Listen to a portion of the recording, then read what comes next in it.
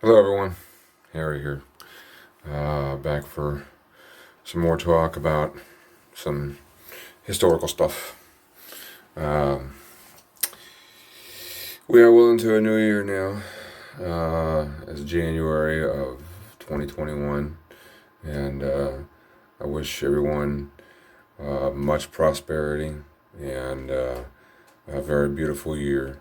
The Lord will descend upon us and make us well.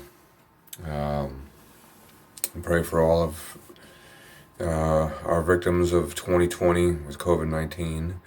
And we hope and pray that this year is magnificent for all of us, um, financial wise, spiritual wise, but mainly health wise, um, that we can overcome all of this bad stuff that's hit us in 2020. Um, I pray for all of you, and I ask you to pray for me too. With that said, we are getting into a new decade in our talks here. We're starting at 1811 and ending in 1820. And speaking of the decade, 2020, it's a bad decade, just like 2020 was a bad year. 1810s were basically the year of wars. Uh, Sucks. Um, it's all about territory. It's all about I want, I want, I want. Uh, um, it's all about the Britons, the Spanish, the French. But a lot of us has to talk about the white man. The white man has trampled on the Indians since since the Louisiana Purchase, and that's sums up the decade. The Battle of Tippecanoe took place around the Great Lakes by Ohio in 1811. It is a battle for territory. The Native Americans showed that they were willing to welcome newcomers and expect them to respect their ways. This was not the white man's idea, though. This was a new law and order that was going to take over America. And it ended in a battle to its defining end. William Henry Harrison led the battle on behalf of the white man.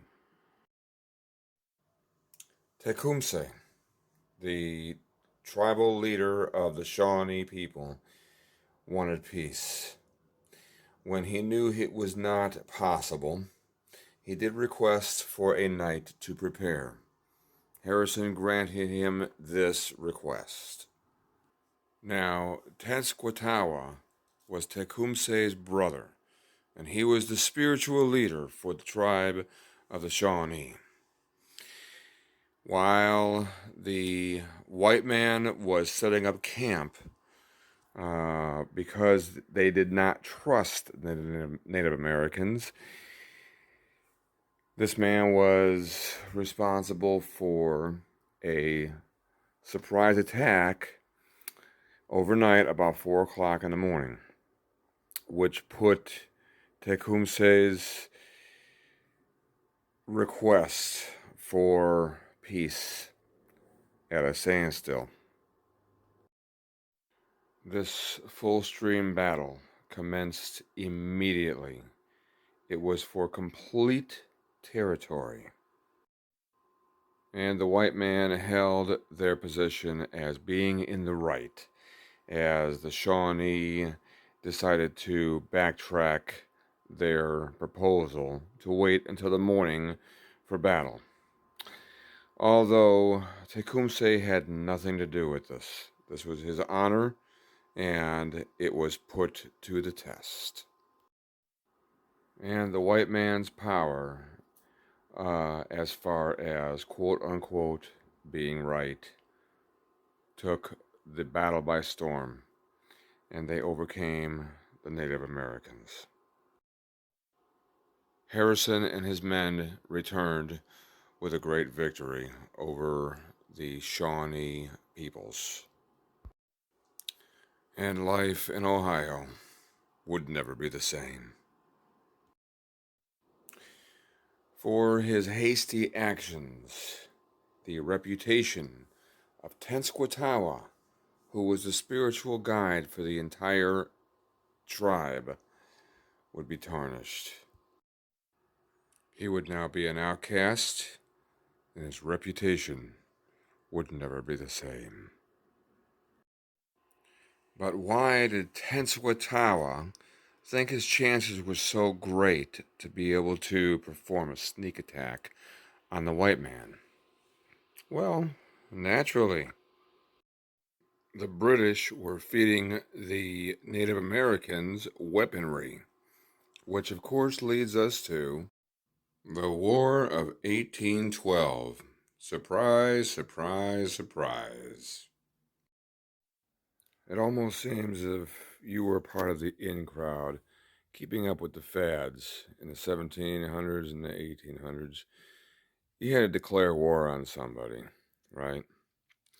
This was the war that was declared on Britain by America and its allies against Britain and Ireland and their allies. It had to do with border control. It had to do with territorial issues. It had to do with money making issues. And this is why the Indians were so important to the British.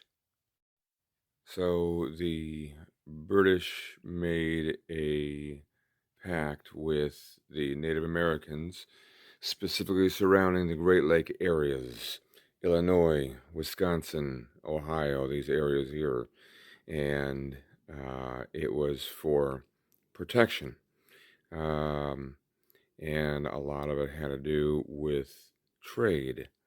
If the white man took complete control of the Great Lakes, they could cut off trade to Canada.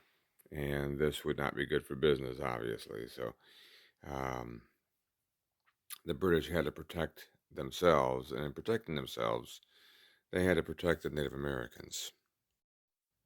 The European fur traders,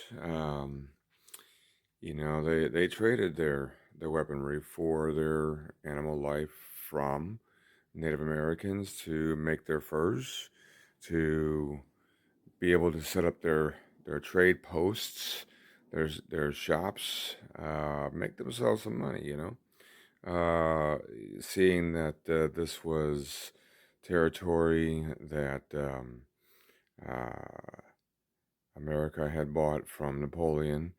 They were not about to allow British just to come in and do whatever they wanted to, especially since they wanted to take this land from Native Americans and pursue their own culture of life.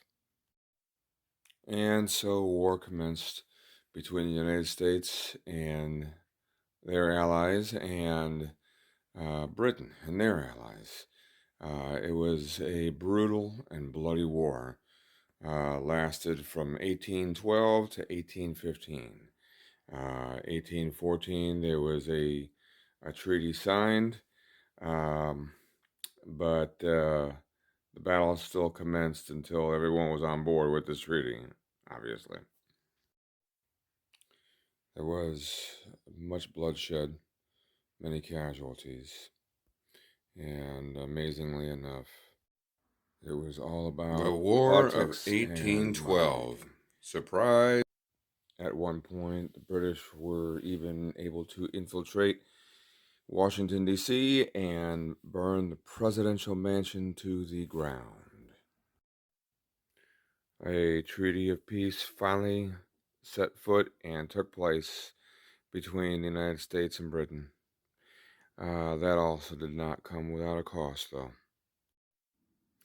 Though ceasefire and peace began to dwell within the regions of allies and enemies, it left the Native Americans at a complete standstill.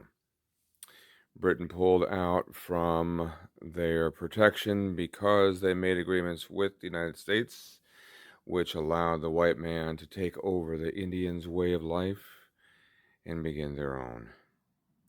And the United States of America would begin to flourish. In world news, in June of 1812, Napoleon invades Russia, and bam, he loses. In December of 1812, Napoleon retreats from Moscow. Read War and Peace. Good book. The Presidents of the United States from 1811 to 1820. The fourth President of the United States, James Madison, from March 4th, 1809 to March 4th, 1817. The fifth President of the United States, James Monroe, from March 4th, 1817 to March 4th, 1825. And now this